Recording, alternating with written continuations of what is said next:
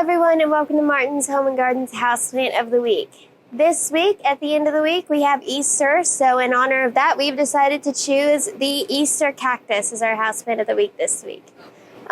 These plants are really interesting in the fact that they hail from southeastern Brazil, and they are an epiphytic cacti, unlike your standard cactus, and so they grow on like the sides of rocks and trees and rainforests. So they're really cool and they're very different. So we'll kind of talk about what makes them neat.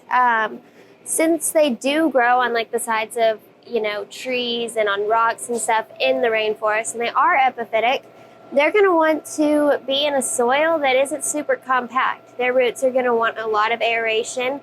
And that also means that in between waterings, they do need to dry out.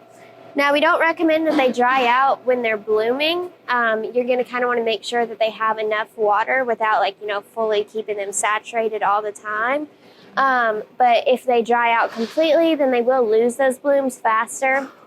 So making sure that they have enough water without having too much water during the blooming season is pretty important. These plants like when you think about the fact that they come from a rainforest, you want them to have a bright shade, essentially, which means that they like to be completely covered. They don't like to have direct sunlight, but the light that they do get, they want to be bright. So making sure that they're near a window, but not like on a window. They don't have to be like directly on the window. So if you have other plants that have to be, and you want something for like maybe 10 feet away from the window, these would be a good option for that. One thing to think about too is that with a lot of cactus, if you want them to bloom, you almost feel like you have to neglect them. So in the winter, they like to get a little colder to be able to bloom, and they also need to dry out in between watering. So you almost feel like you're neglecting them, but at the same time, if you want those blooms, you have to let the temperature get a little colder. You have to let them dry out in between waterings, or they won't bloom for you. These plants want to be repotted about every 2 years. So with that being said, you'll want to plant them in something that's like a cactus soil or mixed with an orchid bark or something like that, to where the roots have a lot of aeration and a lot of good drainage, because they are epiphytic, unlike most cactuses. So they're going to want to be able to have a lot of air around their root system. These plants get about 1 foot by 1 foot wide, so 1 foot tall, 1 foot wide, in your house.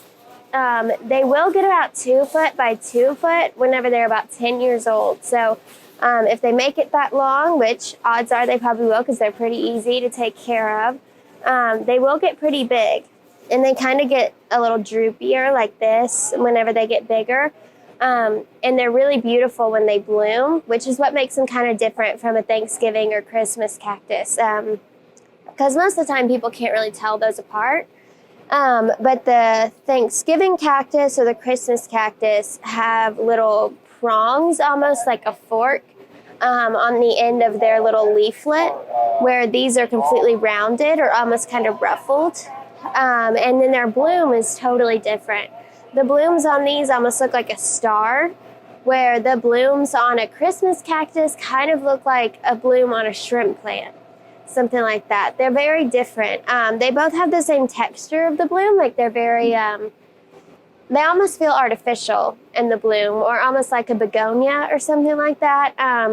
You can kind of crunch them a little bit, which is kind of, odd, but it's also kind of cool. These plants, whenever you fertilize them, they're only going to want to be fertilized probably about once a month during the growing season. So when I say that, I mean from early spring till the end of summer.